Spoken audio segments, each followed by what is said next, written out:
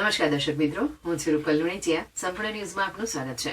વડગામ તાલુકાના બાવલચોડી ગામના પાદરે આવેલ નાગેશ્વરી માતાજીના મંદિરે તસ્કરોએ મંગળવારની રાત્રે નિશાન બનાવી મંદિરના તાળા તોડી મંદિરમાંથી ચાંદીના કિંમતી ઘરેણાંની ચોરી કરી પલાયન થઈ જતા મંદિરના પૂજારીએ છાપી પોલીસ મથકે ફરિયાદ નોંધાવી હતી. શિયાળાની હાડથી જતી ઠંડીમાં તસ્કરો સક્રિય બન્યા છે, ત્યારે પ્રાપ્ત વિગતો મુજબ વડગામ તાલુકાના બાવલચોડી ગામે આવેલ પ્રાચીન નાગેશ્વરી માતાજીના મંદિરે નિત્યક્રમ મુજબ મંદિરના પૂજારી બુધવારની વહેલી સવારે મંદિરે આરતી કરવા પહોંચ્યા હતા, જ્યાં મંદિરના નકુચા સહિત તાળા તૂટેલા જોવા મળ્યા હતા.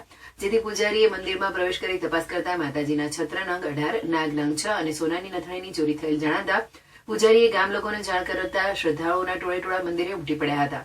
આ બાબતે મંદિરના પૂજારી વિનોદભાઈ પંડ્યાએ મંદિરમાં ચોરી થયાની છાપી પોલીસને જાણ કરતા પોલીસ ઘટના સ્થળે પહોંચી અજાણ્યા તસ્કરોનું પગેરું મેળવવા તપાસનો ધમધમાટ શરૂ કર્યો છે.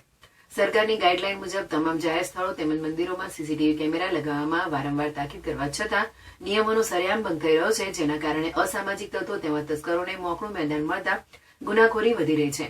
આ બાબતે પોલીસે તાકીદ કરી તાત્કાલિક સીસીટીવી કેમેરા લગાવવા જણાવ્યું હતું.